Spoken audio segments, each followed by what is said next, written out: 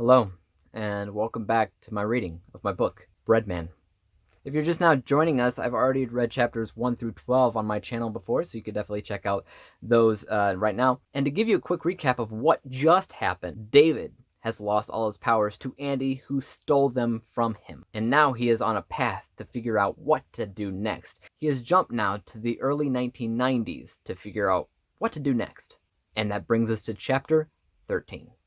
David watched as his father exited the main building and headed for a white Lexus. It didn't take David long to notice how young his father looked, though he still seemed very weary. Still hiding behind the car, he pondered if he should just run up to his father and tell him what happens. Then he remembered, while getting briefed on the mission at NSA, they told him never to do anything that could drastically change history. Meeting his past father would change history. Watching his father drive his car off into the distance, David started moving. As fast as his feet could carry him, he ran over to the building his father just walked out of. The second he walked up to the door, he grabbed the handle. Just what he needed, a locked door. Stepping backwards, David walked down the steps, not knowing what he was looking for. On the third floor up, he could see plants on the ledge of an open window. From his perspective, that had to be the lab. They kept the window open for more sunlight for tests on plants. Once David knew where he was supposed to go, he needed a way to get up there. He examined the premises until he found a pipe running from the top of the building all the way to the bottom, and he walked up to the pipe, took a hold of it, and then he lifted his right leg onto the brick wall. Once he lifted his other leg, he was now 6 inches off the ground. Starting to climb the pole, he realized they made it look so easy in the movies. Using every muscle in his body, he pushed forward. It was also harder on him because he now realized he wasn't used to being a normal person instead of a super soldier. He didn't have the strength he once had before. 3 pairs of legs stepped through the spinning doors of a local bank in Chicago. The smile on Andy's face gave everybody the creeps, even his own men backing him up. His ultimate plan was coming into place, but he had one stop to make first. He had to test the limit of his newfound power. He decided his test would be a simple bank robbery. The bank was normally a very popular bank. As he walked through the main entrance, the room was very large. Plenty of room for anybody that would need to come in at any given point. Yet, it seemed he picked a day when it had the least customers. With only a couple dozen customers, he strolled towards the front desk. There was one long burgundy desk that stretched from one side of the room to the other. There were definitely enough workers working in this bank. Each worker had his own fragment of space separated with glass panels protruding from the front of the desk. Every worker had about 3 by 3 feet worth of desk space. Not enough space in COVID-19 times.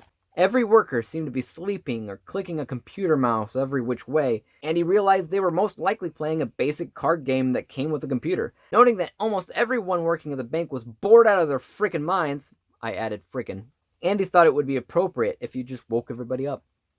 "Hey!" Andy shouted, receiving everybody's attention. "Let's get this party started!" He reached his hand out toward the desk, where all the cash registers were, and opened his fist.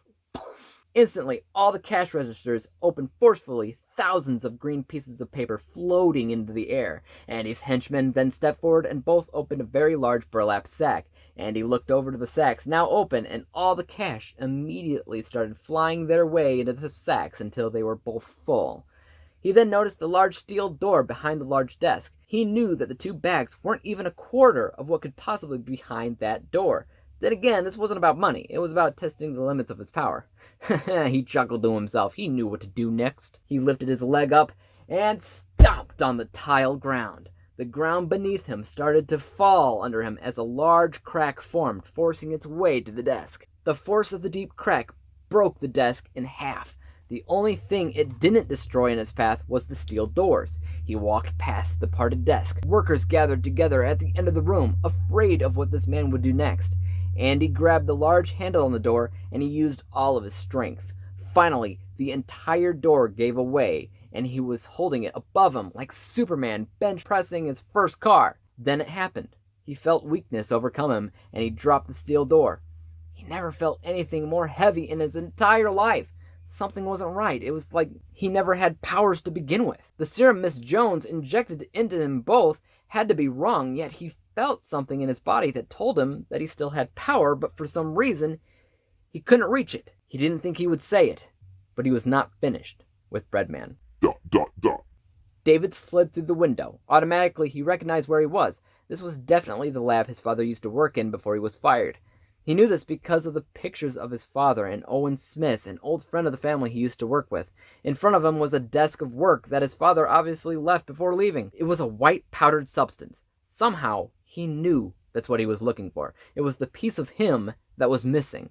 He knew that he could destroy everything right now. That would certainly stop plenty of his problems. He decided that would be a horrible thing to do. It could change everything, and he wasn't sure what would happen. Besides, he wasn't supposed to do anything that could drastically change time. David grabbed a half-full beacon on the counter and drank it whole. At first, he felt nothing. Then slowly but surely, he started noticing the terrible urge to eat bread. To his luck, there was a sandwich sitting on the desk off to his right. The sandwich looked as if there was one bite bitten out of it. David took this opportunity and ate the rest of the sandwich, not allowing any crumbs to fall down. That would be wasting the precious bread. Finally, David was ready to face his foe again. Looking down at his watch, he clicked a couple buttons and vanished into thin air. Boom! That was chapter 13. Today we're not doing 2 chapters, understand?